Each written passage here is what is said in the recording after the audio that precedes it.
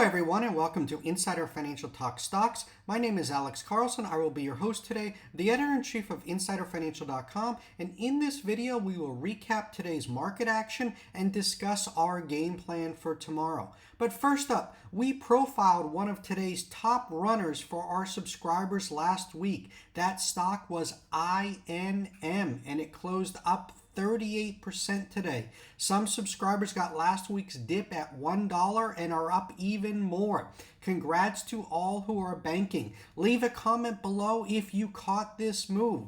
We have another NASDAQ penny stock for our subscribers. The report is now out for all subscribers. To get our special reports, click that link in the description or go to signup.insiderfinancial.com or sign up on any of the pop-ups on insiderfinancial.com with your email. After you sign up with your email, you can then sign up with your mobile number. Mobile is the fastest way to get all of our reports, and it works for all numbers worldwide. Simply enter your country code first, followed by your number. For US and Canada, be 1 plus area code and number. Never begin the format with 0. It will not work. And in the welcome email, you will get a free copy of the Insider Financial Guide to Penny Stocks ebook.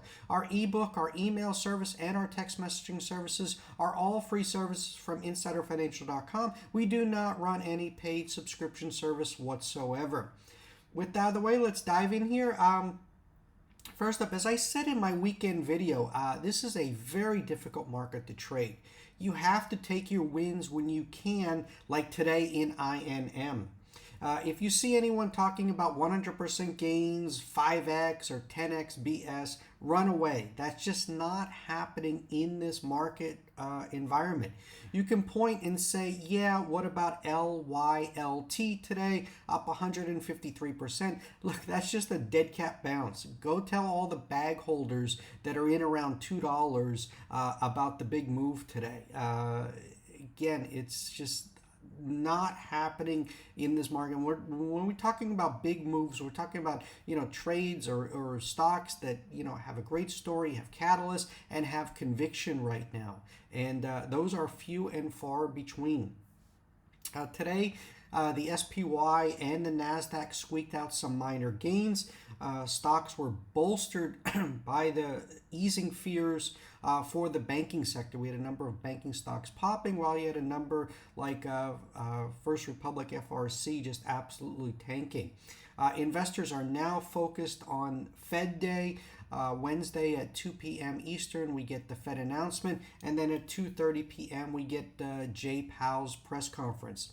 And it may seem like the banking crisis started overnight, but in reality, this is the product of $4 trillion in printed stimulus, years of 0% interest rates, Fed literally buying bonds and ETFs, and 22 straight months of 5% plus inflation. In other words, we are paying for years of free money. For tomorrow, there's a couple of things that are on my radar screen. Earnings watch. Notable companies due to report include Tencent Music, TME, ONON, Nike, and Gamestops. Gamestop options trading implies a 15% swing for Gamestop after the retailer's report dropped. Of note, shares of Gamestop rallied 11% following the last earnings report, and we have 22% of the float is still short in Gamestop. So again, we're trading here near 52-week lows. Let's see if we can really get this one going, get it back up to 20 tomorrow on a good earnings report. CISO will be on watch tomorrow. They put out preliminary results after the bell. The company said that the company's preliminary unaudited estimates for the Q4 and fiscal year ending December 31, 2022 are as follows. $14.7 million in total revenue for the fiscal quarter, an increase of $8.8 million or 150%. $46.5 million in total revenue for fiscal year ending December 31st, an increase of $31.4 million or 207%. The company reported a 9.4 operating loss in the fourth quarter, and then a 33.2 operating loss for the full year. CEO David Gemmett said, "We are very pleased to announce this 2022 preliminary estimated financial information, which reflects our highest quarterly revenue ever and continues our string of 7 consecutive quarters of record revenues. We believe that this estimated financial information continues to validate our service offering and our strategy, enabling us to drive significant revenue and market penetration. We continue to see growing demand for our services and expect this to carry on through 2023. Company also entered into a convertible note with Hensley and Company, DBA Hensley Beverage, for a $5 million, 10% unsecured convertible note. So I'll be watching this one. Again, $33 million market cap, big revenues, but the company is bleeding money. So let's see how it trades tomorrow. But CISO is on watch for tomorrow.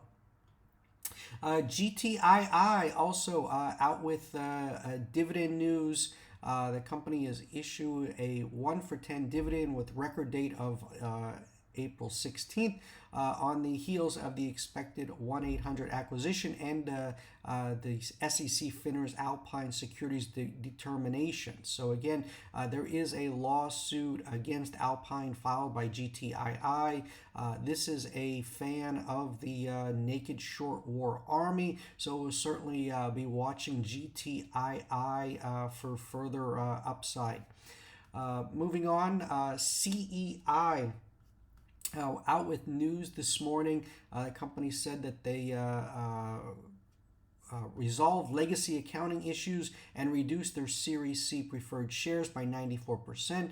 The company announced, let's see here, issues to resume negotiations, take certain steps regarding the previously announced agreement and plan of merger between Viking and Camber Energy.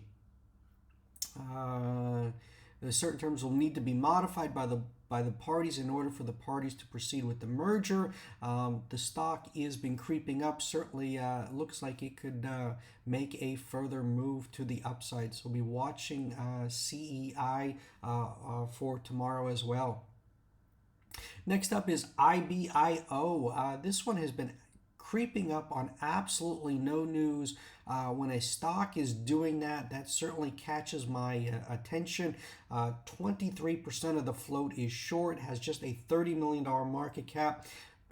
This one here could be setting up to squeeze the shorts. There's been no news since last month. So interesting chart here. If you look here, we're trading above the 50-day of $1.16. The next resistance is the 200-day of $3.74. So we got a lot of upside until we run into some major resistance. So IBIO is one to start paying attention to. Next up is EDBL, earnings on Wednesday. This is a low float and market cap of just $8 million. Insiders own 31.9% of the company. So what I like about this, they're going to be hosting a conference call at 11 a.m. Eastern during the market when the market is open. So most likely they got some good news that they want to talk about, so that we could see some real action on Wednesday in EDBL. So get this one on your radar screen. Next up is DWAC, up 10% today. Get ready, guys. We got the Trump show tomorrow. From what we're hearing, Trump is going to be indicted by the Manhattan DA tomorrow. Not going to get into politics, whether you like him or hate him. Let's face it, we cannot take our eyes off of him. This is the Trump show. There are 2 million shares short, so I think they're doing everything they can to get this merger closed. He still has not come back to Twitter. He's still posting on his Truth Social, and he's lobbing his bombs there. And again, the mainstream media is covering it, so it is certainly all eyes are on Donald Trump right now, and that is good for DWAC. Lastly, guys, TRKA, been covered this one for the past 2 weeks here on the channel. You can go and see what we've had to say about TRKA. As I said, it needs to hold 20 cents. If it doesn't, the next support is 10 cents.